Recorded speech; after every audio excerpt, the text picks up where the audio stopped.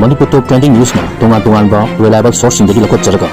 mata-matang di oiba maru oiba ipausin patukun kanghanjari ngasi tang taraga mari tha mapan ing 2025 nomaising langbangi hundoni panba nimiki nga rasifal miyam da patukun kanghanjari ahan bada mes rasi gi oina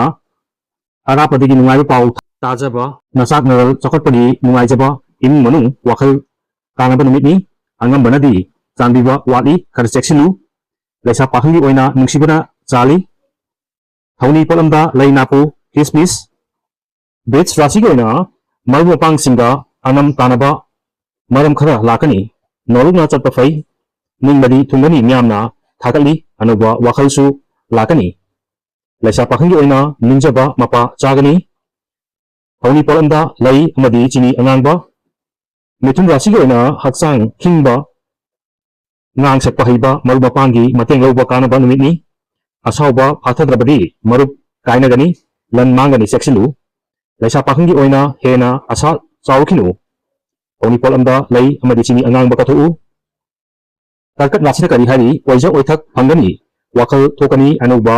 thoramdana hena mai pakani adubu akhang ahi tanadrabadi luna thamjaba mangba yai seksilu laisa pahangi oina mai pachagani chen chongbagi matam lepa yaragani thawni polamda lai asangba amadi kismis kathopiu singha rasi oina ningjaba dumak panglabadi sading khanthaba ngangani nyamasu kharadi luna lobigani anam talaba miwa lawraba irang purabadi kanafam karisu lairoi desa pahangi oina wakhal nungai jagani thawni polamda lai amadi chini angangba kaina rasi oina hanadi panglapnatna anuba thabak amata paidaba phagani tangai fadabadi arapagi nataga nathak thongbagi wa taraga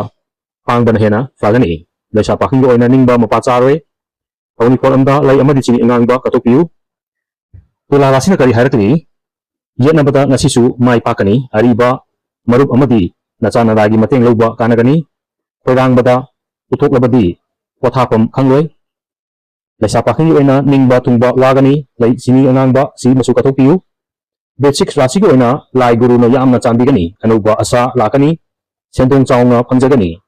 chakhandaba loinaba akhang ahi sabadi mangjagani cheksilu laisa pahangi oina ningba thungani thawni polamda lainapu amadi kismis kathopiu